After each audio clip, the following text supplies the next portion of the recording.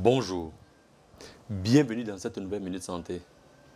Aujourd'hui, nous allons parler des méthodes d'exploration du rein. Quels sont les moyens dont dispose votre médecin pour comprendre et chercher les anomalies de fonctionnement de votre rein?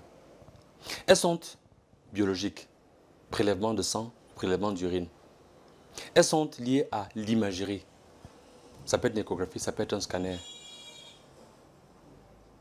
Mais on peut aussi faire des examens de rythmologie, notamment ECG, dans le cadre de l'appréciation des conséquences d'un dysfonctionnement rénal.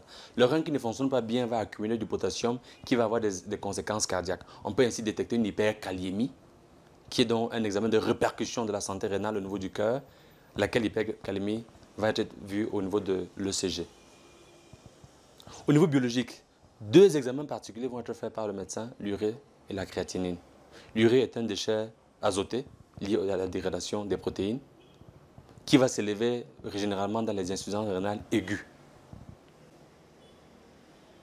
Dans le cas des insuffisances rénales chroniques, c'est davantage la créatinine qui va nous être utile.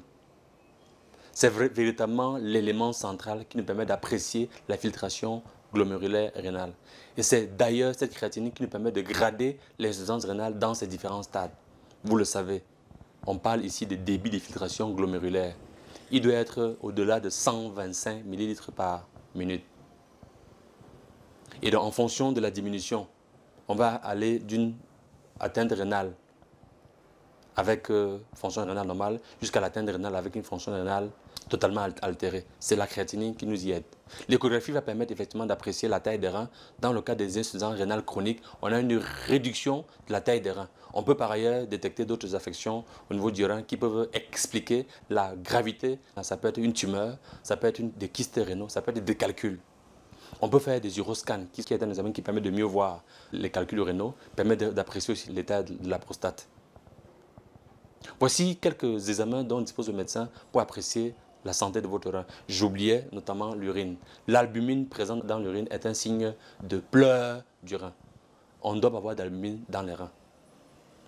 Bien informé, vous développez des réflexes santé de qualité parce que votre santé est votre premier capital.